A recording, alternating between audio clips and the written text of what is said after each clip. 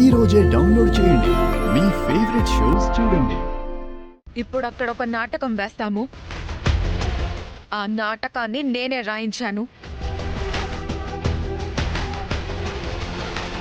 మీరు ఈవెంట్స్ కూడా చేస్తుంటారా? ఒక్కొక్క నాటకానికి ఎంత తీసుకుంటారు? జోకులేస్తే పీకకొస్తాను. వెయ్యంలే మేడం.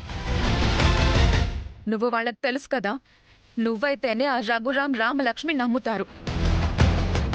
అందుకే నిన్ను సెలెక్ట్ చేసుకున్నాను.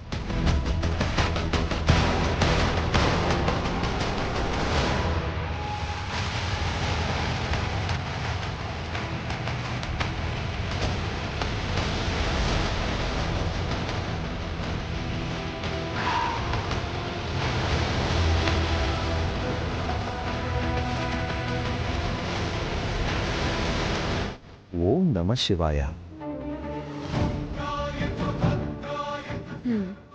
ఆ నామస్మరణం చేస్తూనే శివుడి ప్రాణాలు గాల్లో కలిపేస్తాను.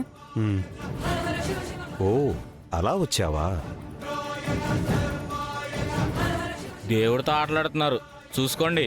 మనం దేవుడితో పెద్ద పెద్ద ఆటలే ఆడుతున్నాం, అందులో ఇదొక చిన్న ఆట.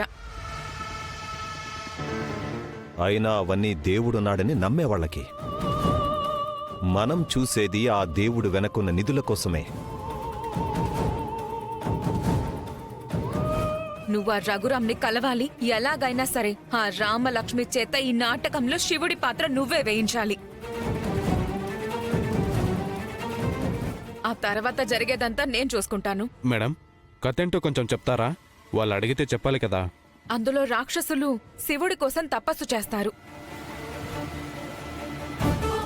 చావు లేకుండా వరం కావాలి అని కోరుకుంటారు. చివరికి ఆ రాక్షసులే శివుడి మీదకి తిరగబడతారు. అదే నాటకం. ఈ తిరగబడేది రాక్షసుల రూపంలో ఉన్న మన మనుషులే.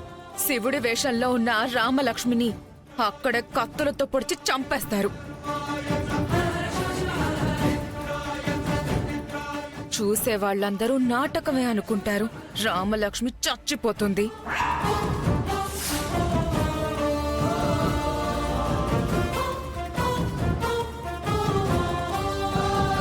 మేడం, ఆయన కూతుర్ని చంపే ప్లాన్లో మీకు నేను సపోర్ట్ చేస్తున్నానని తెలిస్తే ఆయన నన్ను చంపేస్తారు కదా.